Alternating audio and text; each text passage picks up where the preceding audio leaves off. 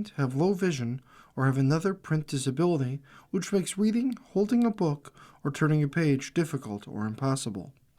The content is copyrighted by the respective publishers. For more information, please visit us on the web at nfradioreading.org. Hello, this is Cheryl Ferris, and for the next hour, I'll be reading from the February 27th issue of the Tribune Sentinel, covering Niagara County and Grand Island on the Niagara Frontier Radio Reading Service. And we'll start with St. Peter R.C. School, Students Live Like a Saint. Students and faculty at St. Peter R.C. School in Lewiston recently celebrated Catholic Schools Week with special events and a focus on how to live like a saint, as they explored ways to positively contribute to their families, school, and community. During Catholic Schools Week, we recognize the unique values that Catholic schools provide to students, families, and the community, Principal Maureen Ingham said. This year, we challenged all our students to demonstrate these values and support others in their own communities. The week included an open house, mass, a session with guest speaker St. Francis of Assisi saint-themed coloring and activities, special family and friend visits, a collaboration with Niagara University, a collection for Response to Love Center, and a fun-filled pep rally with the 7th grade students versus faculty volleyball game, an annual tradition this year, won by the staff. CASE to hold Niagara County Resource Day. Coalition of Agencies in Service to the Elderly will hold a Niagara County Resource Day highlighting services available to older adults in Niagara County. Attendees will have the opportunity to connect with over 30 local organizations offering information on senior living, healthcare, financial planning, memory care, home support, and more. The free event will be held Wednesday, March 5th at Gratwick Hose Company, 110 Ward Road, North Tonawanda. Doors open at 12:30 p.m., allowing time to visit the organizations, participate in the basket raffle, and mingle. Guest speaker Mary Brennan Taylor, Vice President for the YWCA of the Niagara Frontier, will present Saving Alice, a primer on geriatric patient safety at 2 p.m. Winners of the basket auction will be drawn at 2:50 p.m. We are excited to bring these organizations together to highlight all that Niagara County has to offer for seniors, said Courtney Sipes, Director of Community Engagement for the Alzheimer's Association Western New York Chapter, co-chair of the event. Attendees will have the opportunity to meet one-on-one with organizations and learn the many resources available to them. CASE has over 50 member organizations, and 2/3 of them will be represented on at this resource day, noted Christine S. O'Hara, MS, Executive Director of HEART, and Chairperson of CASE Niagara. So many of us do not know the abundance of resources available for seniors or where to find them when we need them, so this is a way to gather this information. The event is open to the public. For more information, contact Sipes at clsipes@alz.org or 716-271-9255. Niagara Community Action Program grant to help with low-income housing repairs in Niagara County. The Niagara Community Action Program Incorporated Rural Preservation Program is set to receive a $110,000 grant from New York State Affordable Housing Corporation to use in the next year and a half. Suzanne Shears, CEO of NIACAP, said she is very excited about the grant and can't wait to sign the contract once it is received in mid-March. The grant will be used to help with home repairs in the towns of Niagara County, though it will not be used to repair homes in the 3 cities, Niagara Falls, Lockport, and North Tonawanda. Paul Crawford, supervisor of the Rural Preservation Program, explained the process. The client calls, and we screen them based on various criteria. And if they pass, then we send an application, or I deliver an application, because I do have to take pictures of the roofs or hot water tanks or furnaces, he said. Once the paperwork is submitted, I set it out to bid to various contractors that we vet, so they have insurance and workman's comp. If everything goes well, I bring it before the committee for approval and certain other things, like additional funds from charitable organizations. The committee usually goes with my recommendation based on my interviews with the client. Then, hopefully, we can turn things over. Crawford said the entire program is audited, so it is important to adhere to the eligibility qualifications of each applicant, which unfortunately can lead to the disqualification of some, but allows the office to remain eligible for future grants. The Rural Preservation Program was created in 1986 with the goal to preserve and enhance the housing stock in Niagara County for those living in low-income households, including seniors. Crawford noted that because of the limitations of the grant, which will only cover 60% of the cost of the project and only up to $5,000, Scheer is always actively trying to find ways to bridge that gap through her work. Scheer confirmed that sometimes, let's say a roof repair or replacement comes out to be $10,000. The grant will cover a portion of it, but I have to find the balance. Sometimes what I do is use donations we get from charitable organizations. And if it's in certain towns, we use town funding because the town gives us a donation. Then I ask the homeowner. I'm so excited we got this grant for the towns. Interested residents can call 716-434-5679 for more information.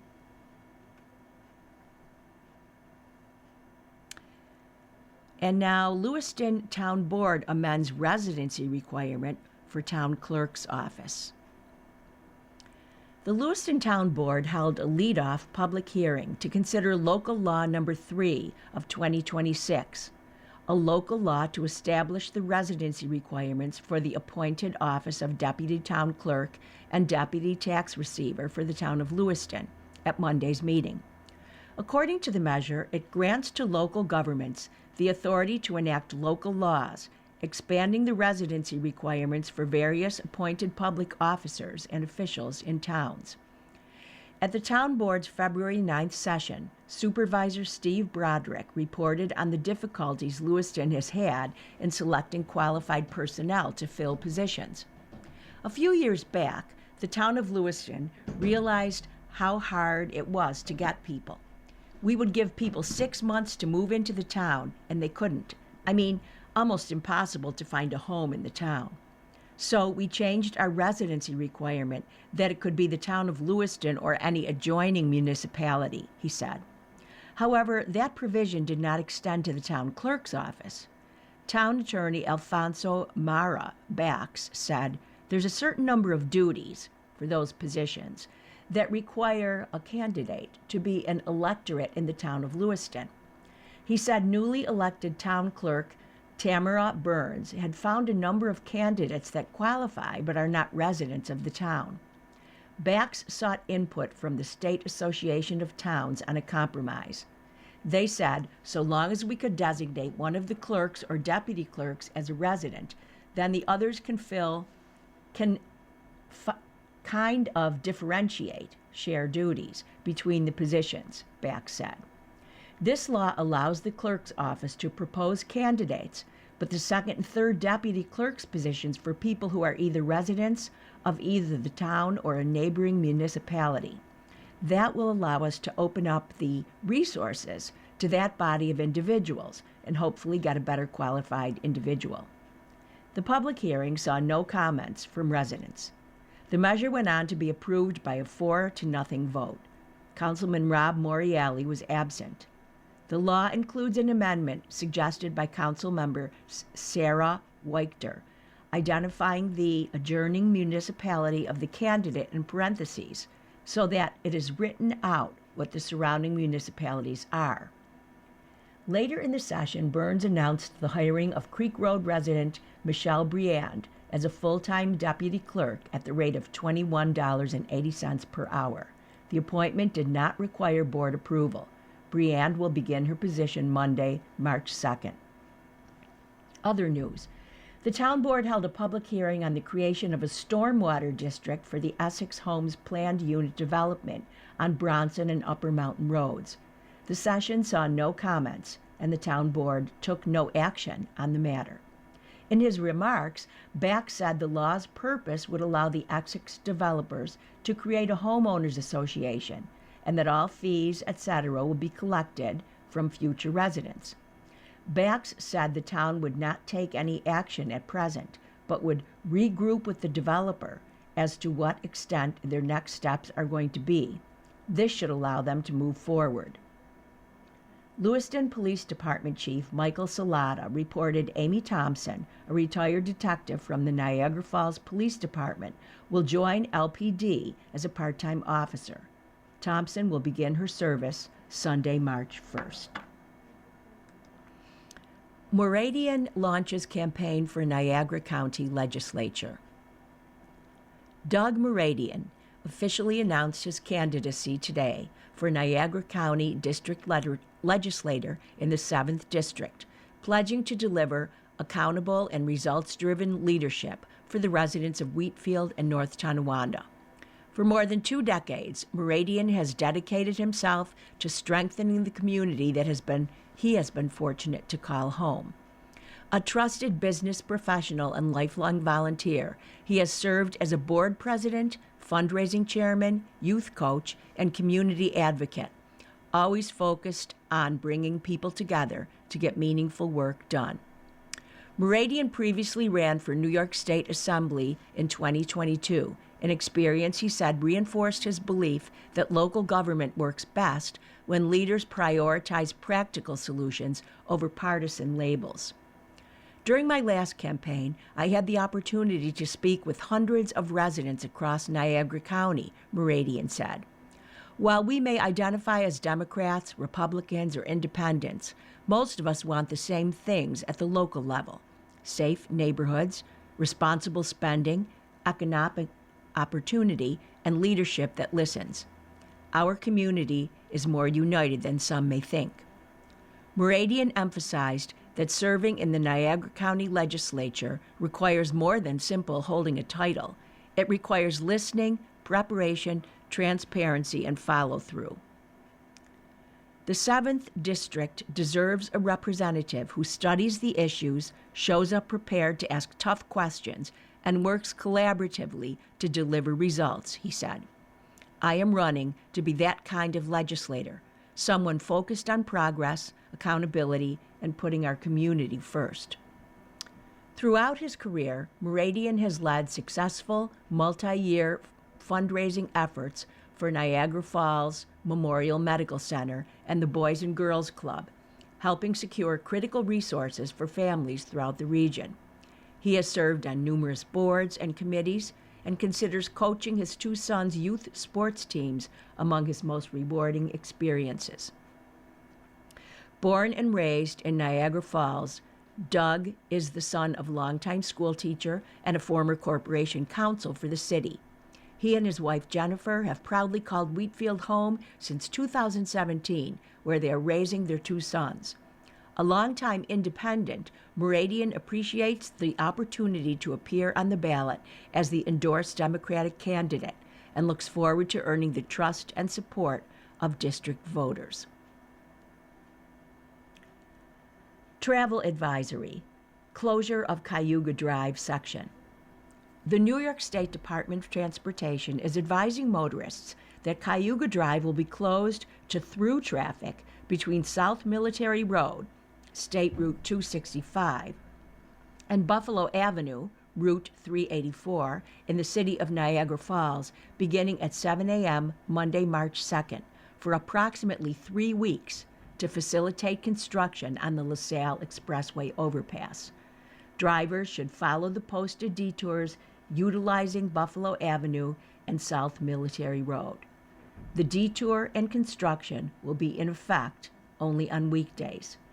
For more information, find NYSDOT on Facebook, follow on X or Instagram, or visit its website.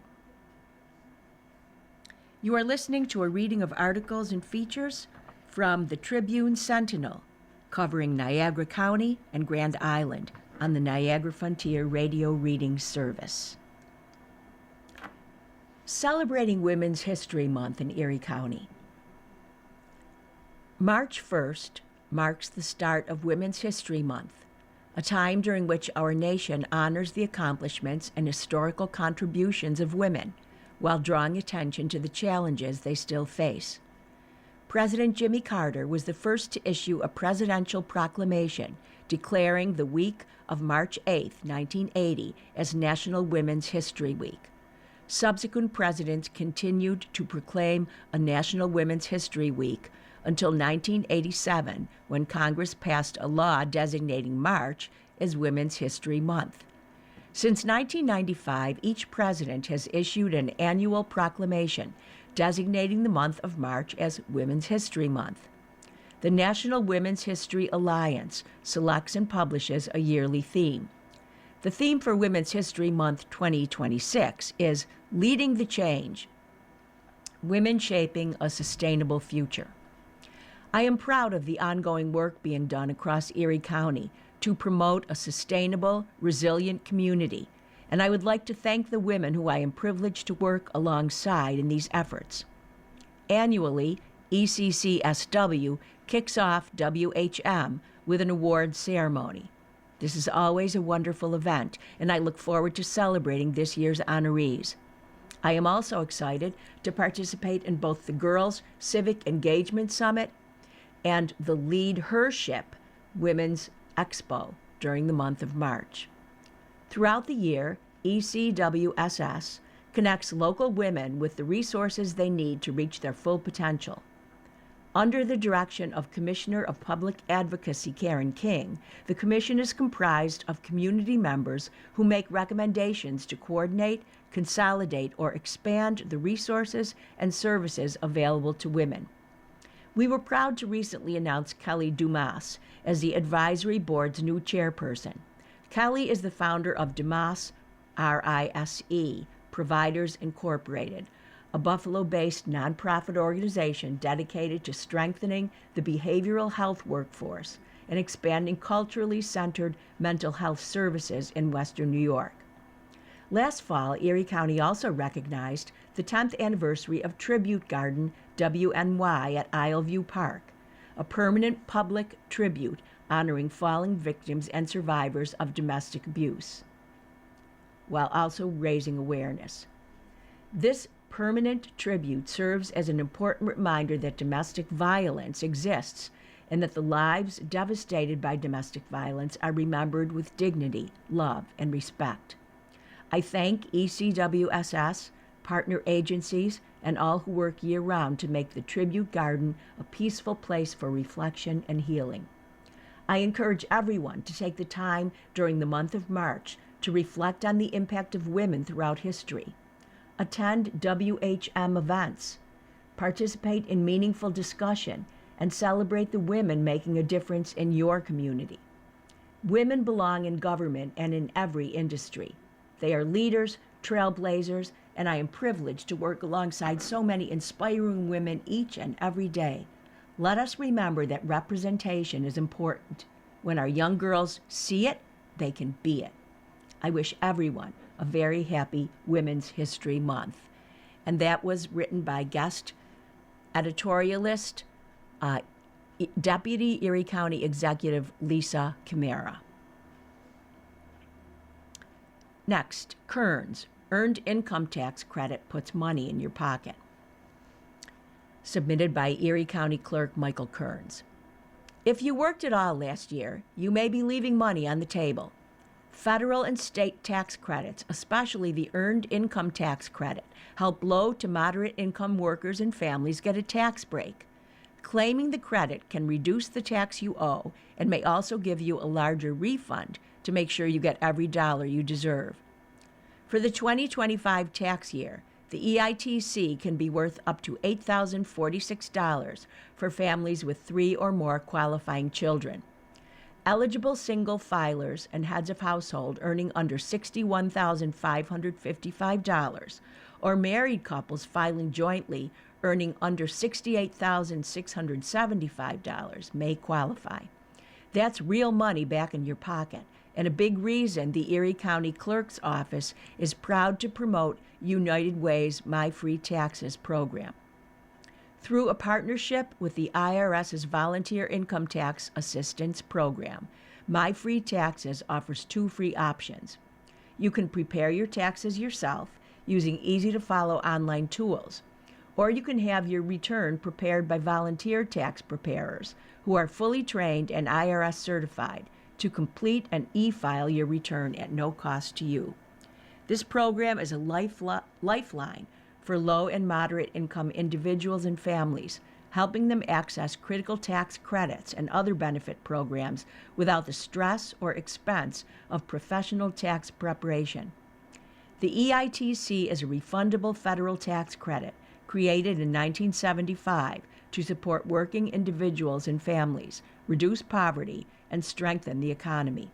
The credit is based on earned income, such as W-2 wages, and typically increases for taxpayers with qualifying children. Even better, if you were eligible for the EITC but didn't claim it in the past 3 years, the IRS encourages you to file an amended return so you can still receive that refund. To qualify, you must have earned income under $69,000, have investment income below $11,950 for tax year 2025, have a valid Social Security number by the due date of your return, be a U.S. citizen or resident alien for the full year, not filed Form 2555, foreign earned income, 2025 earned income tax credit amounts. The IRS estimates that 4 out of 5 eligible workers claim the EITC, but millions still miss out. Last year, nearly 24 million workers and families nationwide received close to $70 billion through the credit. The average EITC refund was $2,894 nationwide and $2,753 in New York. These dollars help families pay rent, buy groceries, cover child care, and stay financially stable. Tax season is now in full swing. If you think you may qualify, I strongly encourage you to act now. Have your taxes prepared for free through the IRS's VITA, or Tax Counseling for the Elderly, programs before the electronic filing deadline of April 15th.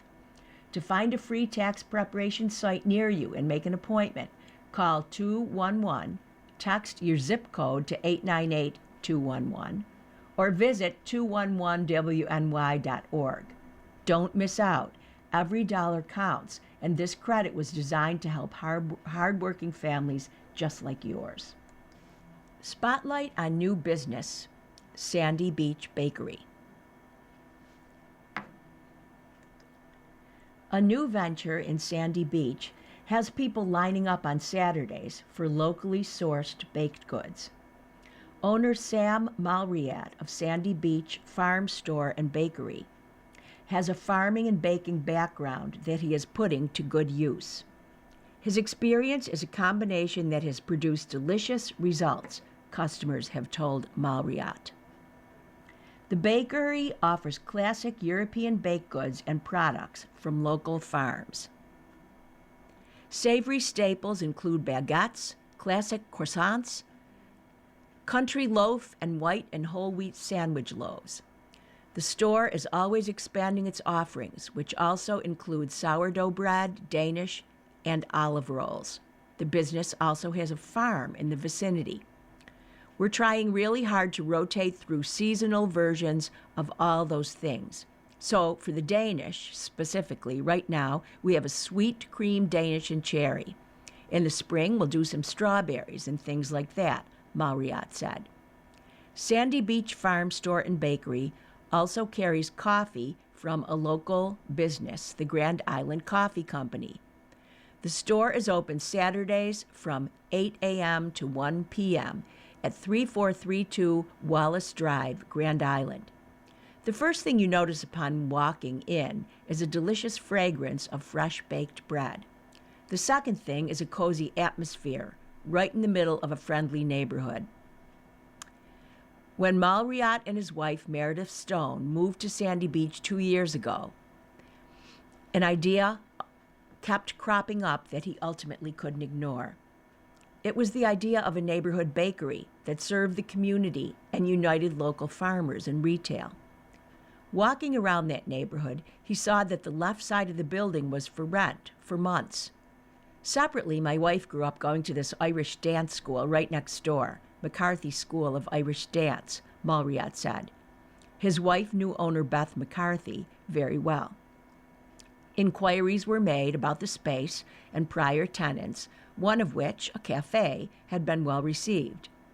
As I kept walking by and considering that it would be nice if something was here for the community, I started to do some more research, Malriat said.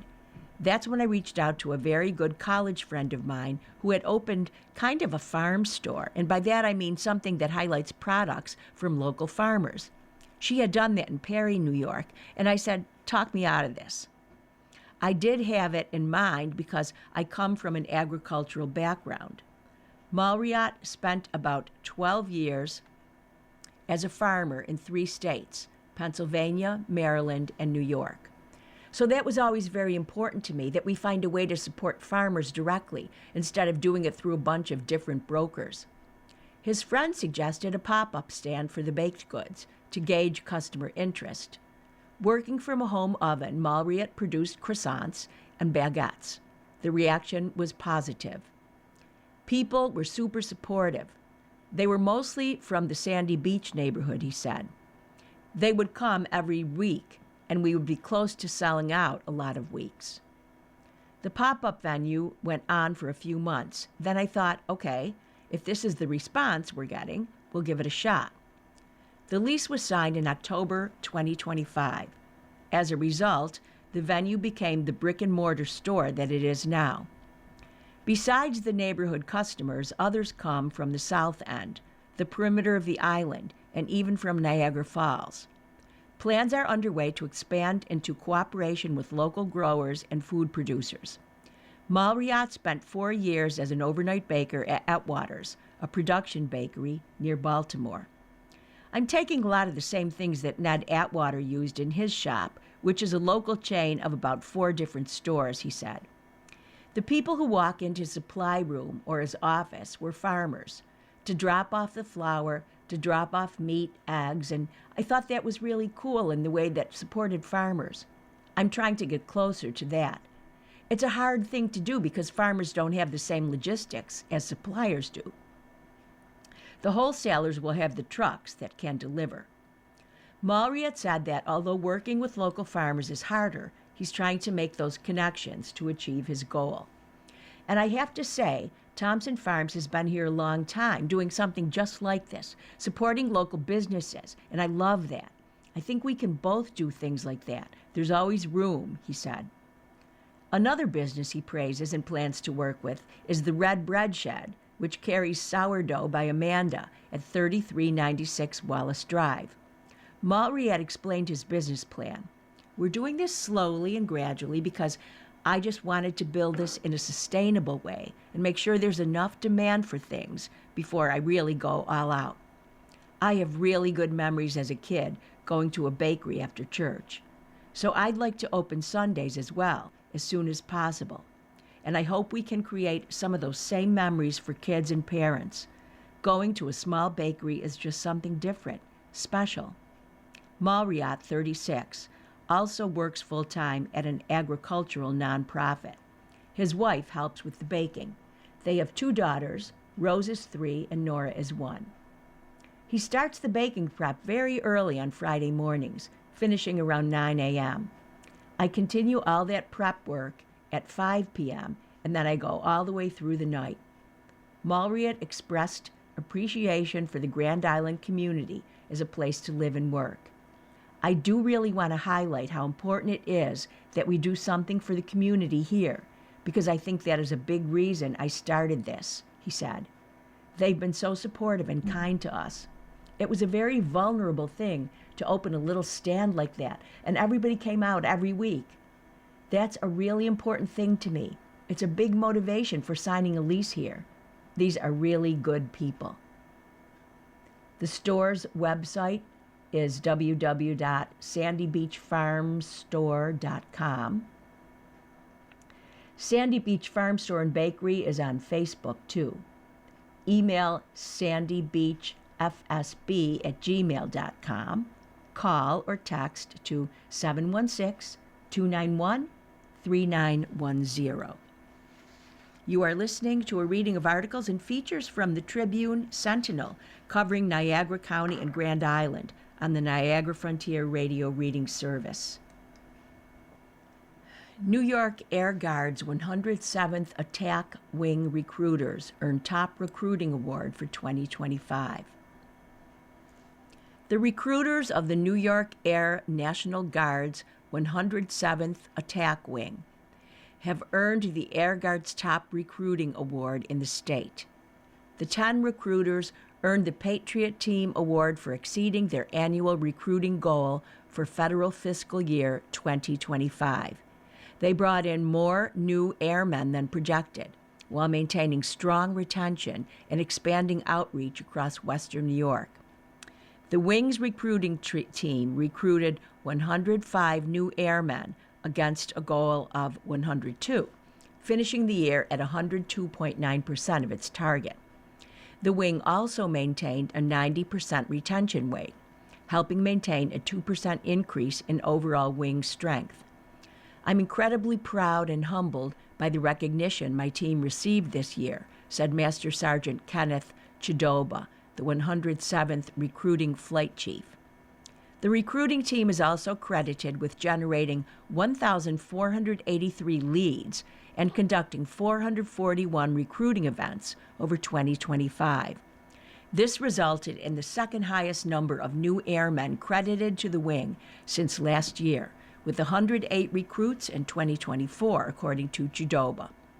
To support continued growth during periods of personnel turnover and extended parental leave, the recruiting team secured funding for 3 additional full-time recruiters, bringing the total recruiting and retention team to 10 airmen.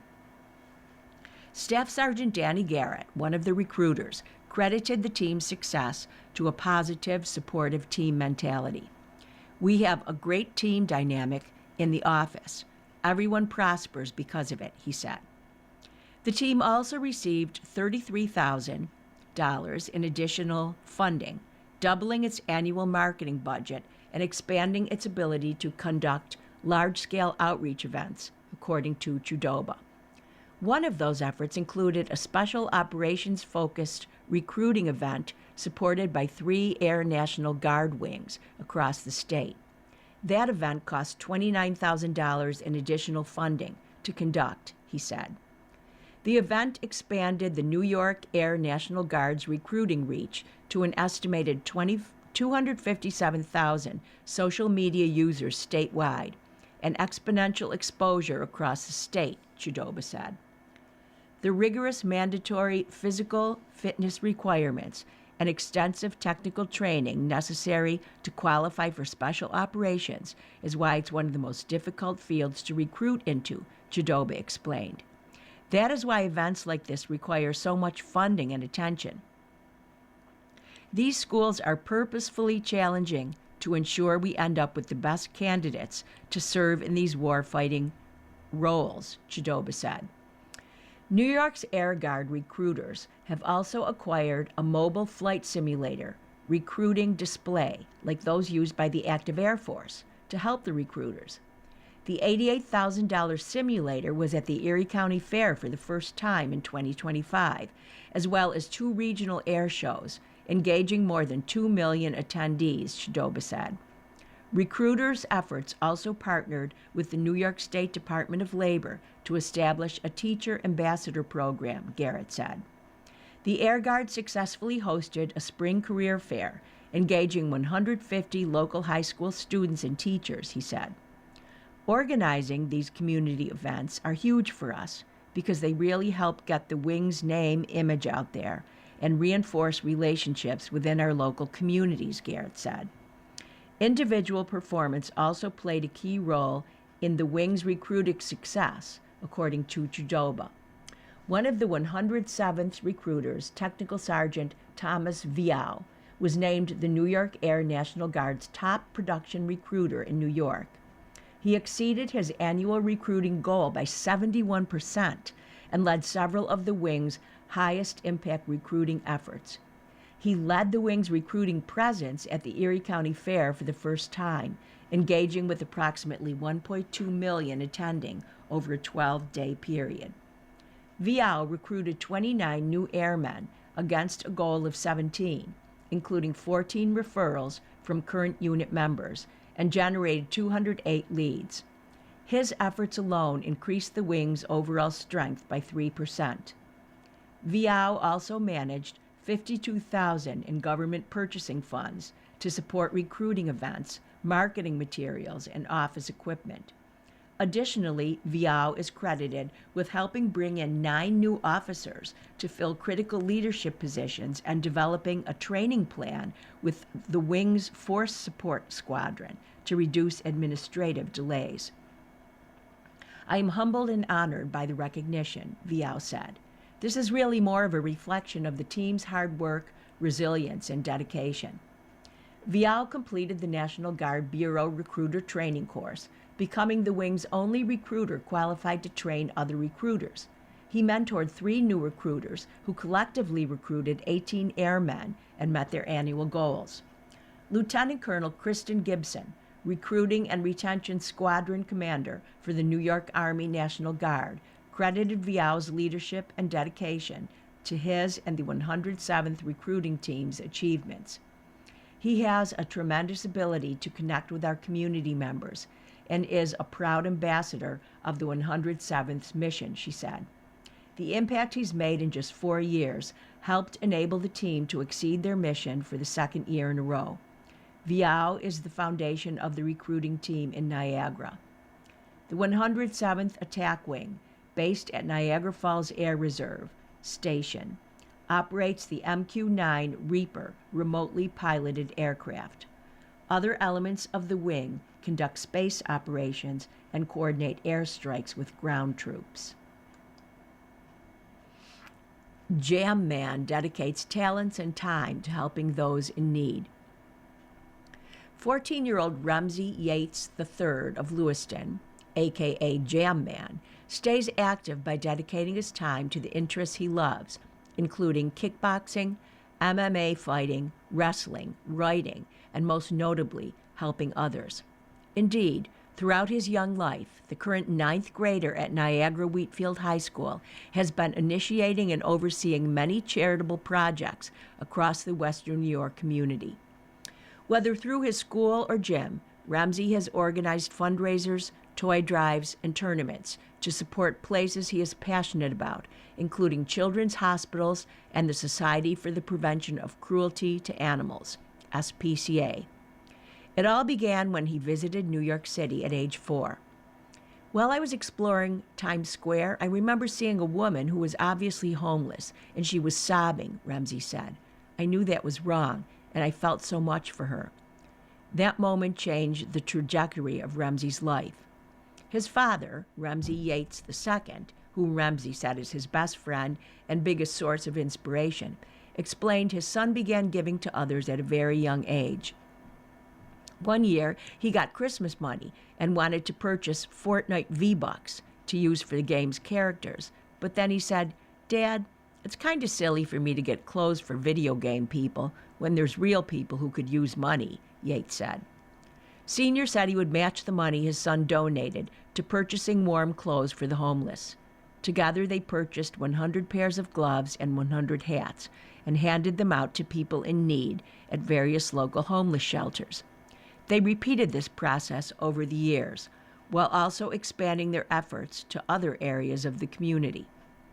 One year, he adopted a family who had a tragedy and bought their Christmas presents for them, Yates said. Another year, Ramsey donated 50 trays of pizza to police officers of the town of Niagara and the city of Niagara Falls to thank them for their service. In addition to his charitable efforts, Ramsey grew up meeting some of the world's biggest bands and eventually interviewing them alongside his father on his own journalist endeavors. Ramsey has interviewed members of Black Sabbath, Guns N' Roses, and many other famous bands and musicians. "It really got me out of my shell," he said. Today, Ramsey continues to interview artists, posting his work on his website, www.rockingwithjamman.com, and sharing more about his various endeavors on Instagram at rockingwithjamman, which currently boasts 37,000 followers.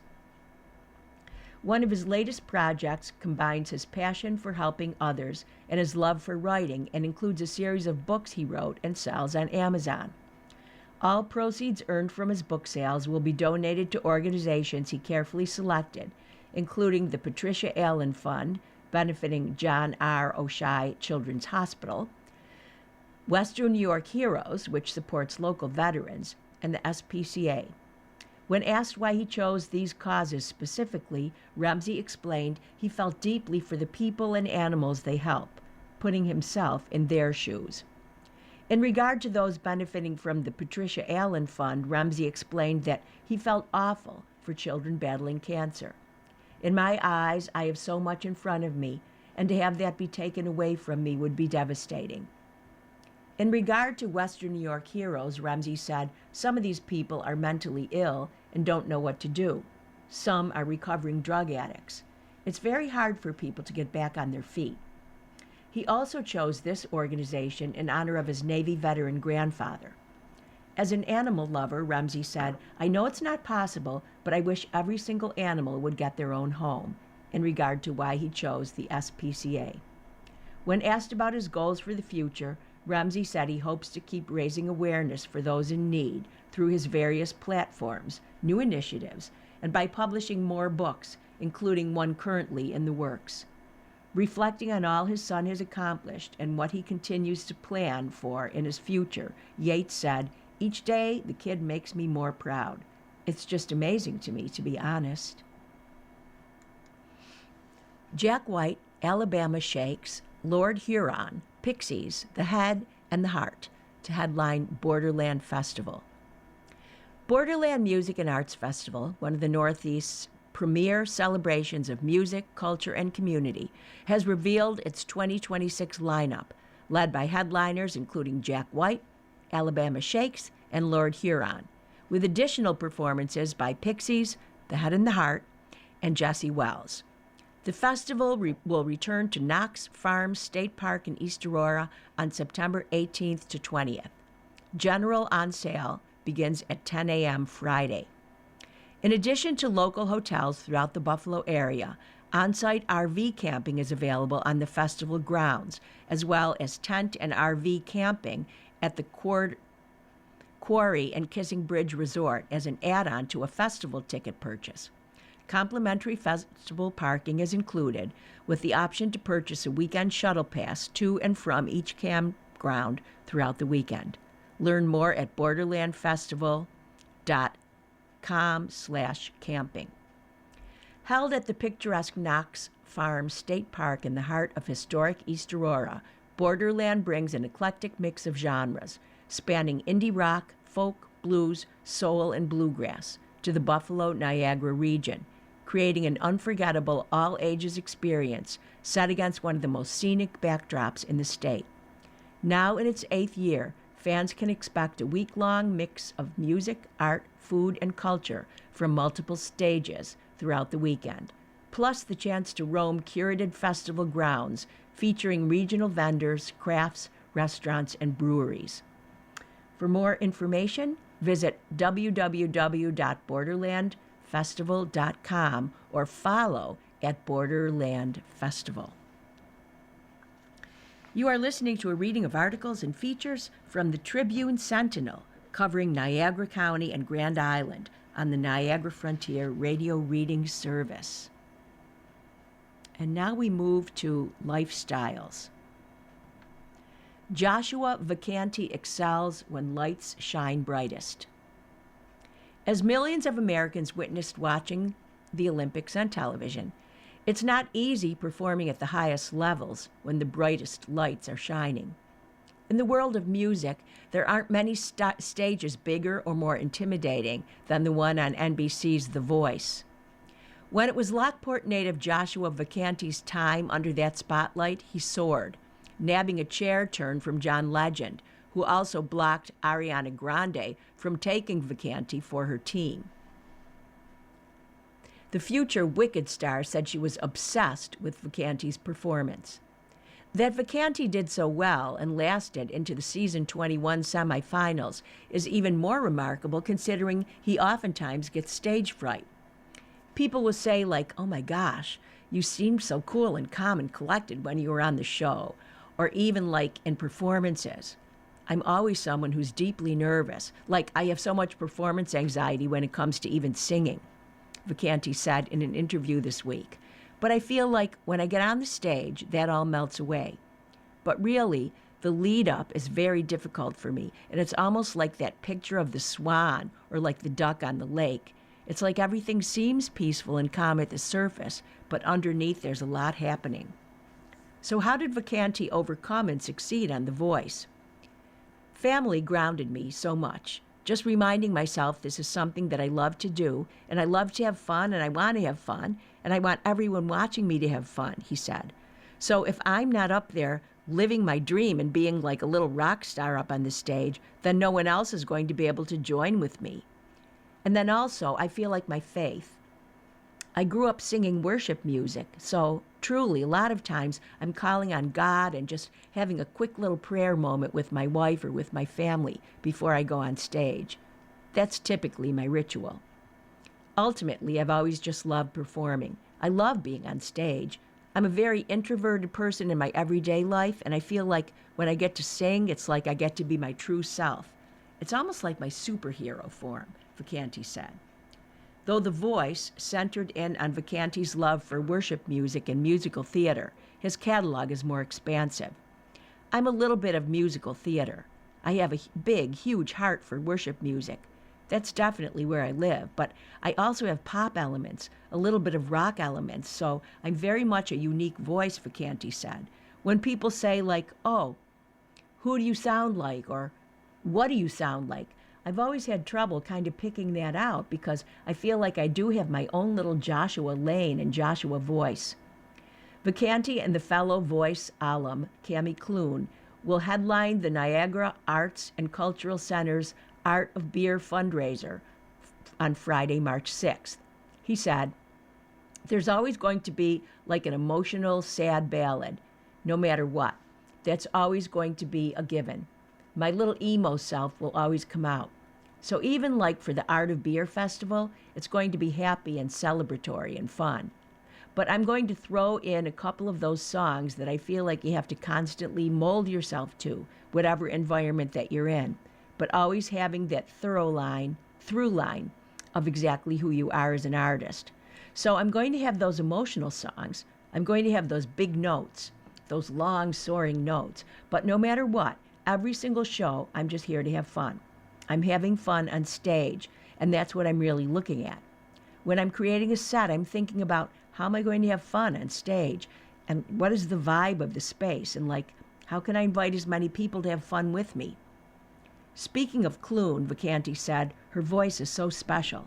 I just love to collaborate, so anytime I get to have someone else join me on stage, whether it's Cami or I love to sing with my wife, and I have some fellow artist friends, it's just a party. And I think Cami, her voice in particular, is so special. She has those beautiful, like haunting, floaty notes, but then she has such a beautiful mid-range, and she has a really great intensity about her on stage. I feel like we kind of both have that in common.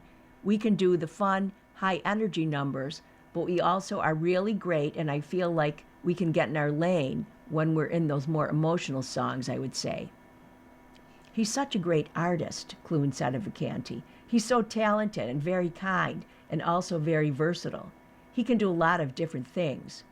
Vacanti, now 32, said, I'm just starting to slowly go back into musical theater. I actually just did a show with Starring Buffalo over Valentine's weekend, which is really cool. I got to sing alongside some actual performers that have been on Broadway. Moreover, it appears Vacanti's work with The Voice will continue. The season that's airing right now, Battle of Champions, 9 p.m. Mondays, I got to be part of this season a little bit. It's going to happen later on, he said. There's some amazing talent, Vacanti noted. I love that the show, I feel, it's constantly trying to reinvent itself. I feel like my season was a really special time for the show and a really special era, season 21. And I feel like they're starting to usher in a new era, and I'm really just honored that I got to be a part of it, even in a little way. So if you're not watching, I highly recommend watching. And maybe later on, you might see a familiar face on your screen. But truly for me, I'm so grateful for The Voice. It opened so many doors for me, and it gave me a lot of confidence and so many friends and relationships that I think I'll have forever. Colvin Cleaners launches Gowns for Prom with major expansion. New headquarters unveiled to provide boutique experience for students. 18th annual gown selection event seeks to ensure every student will have a gown for the prom. Desperate need for donations of gowns sizes 16 and larger. Colvin Cleaners is proud to announce the launch of its 2026 Gowns for Prom program, with the most significant evolution in the program's history. For the first time, the charitable initiative will operate out of its own dedicated headquarters at 2312 Elmwood Avenue, transforming the traditional giveaway event into a recurring high-end boutique experience for Western New York high school students. Historically, Gowns for Prom was held as a large-scale event over 1 or 3 days at the Buffalo Convention Center, or Shea's Buffalo.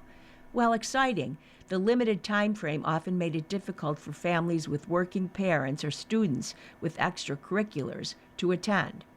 The 2026 program addresses this by extending the selection period to 2 months and offering weekly appointments to ensure every student in need has the opportunity to select a gown, shoes, and accessories at no cost.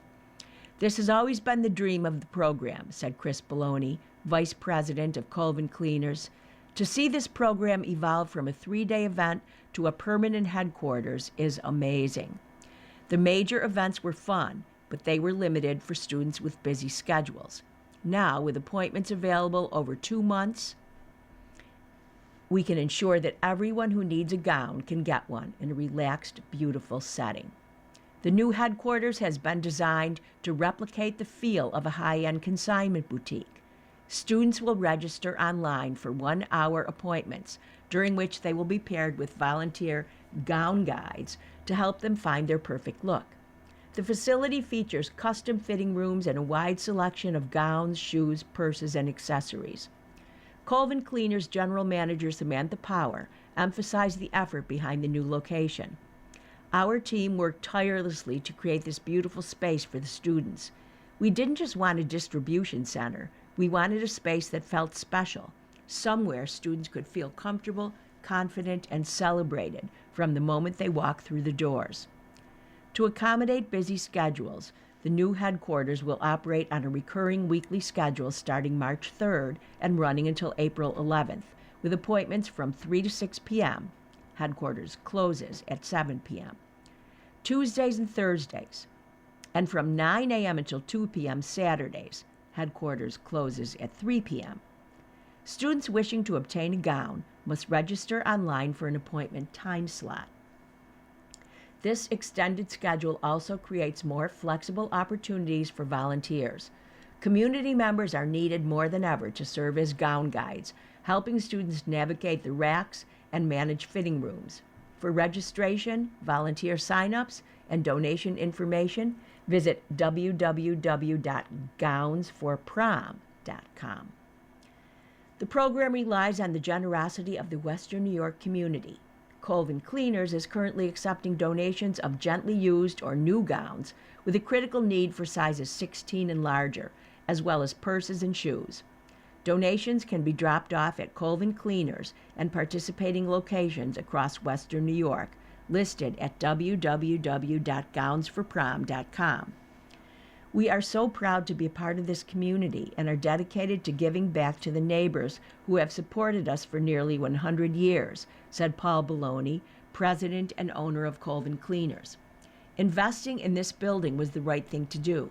It allows us to deepen our commitment to Western New York families and ensures that Gowns for Prom has a permanent home for years to come.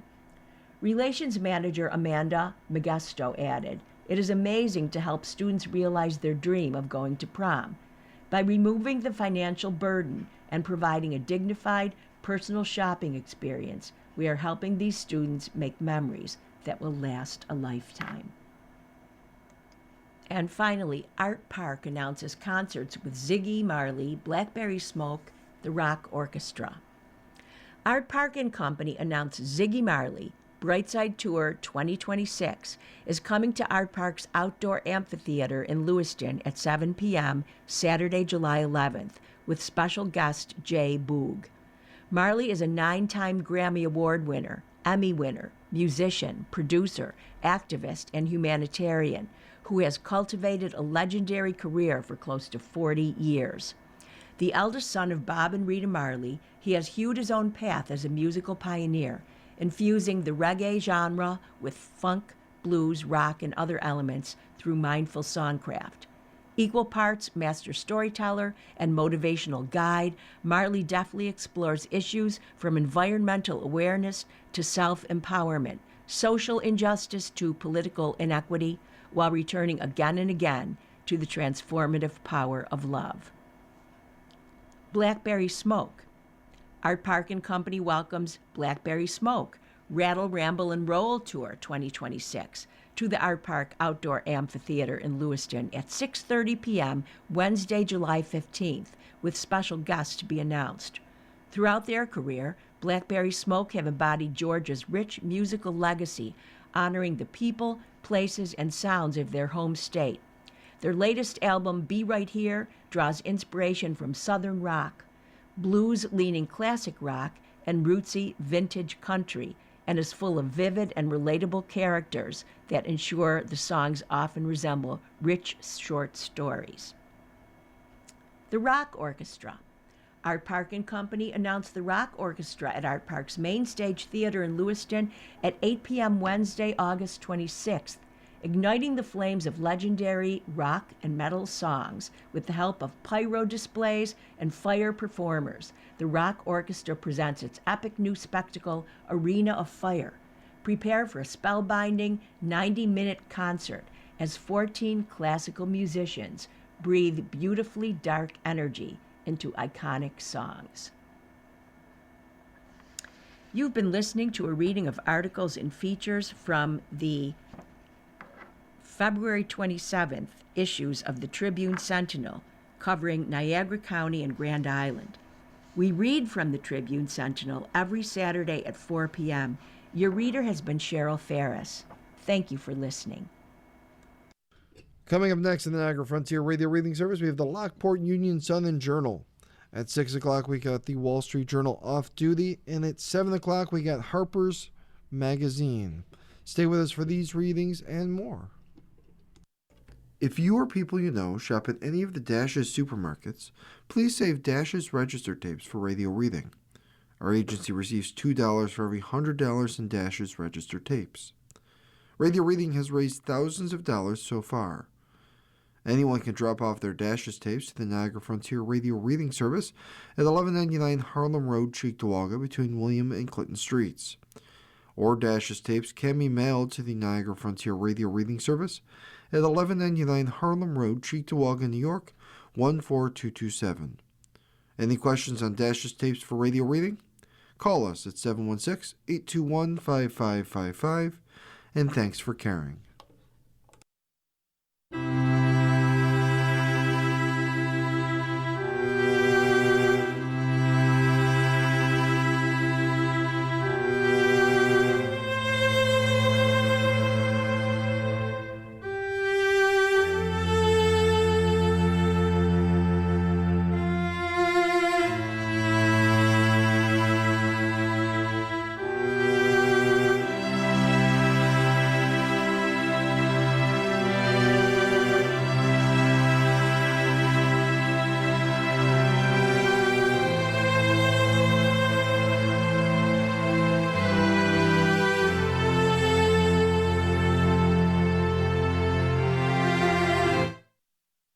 following program is intended for listeners who are blind, have low vision, or have another print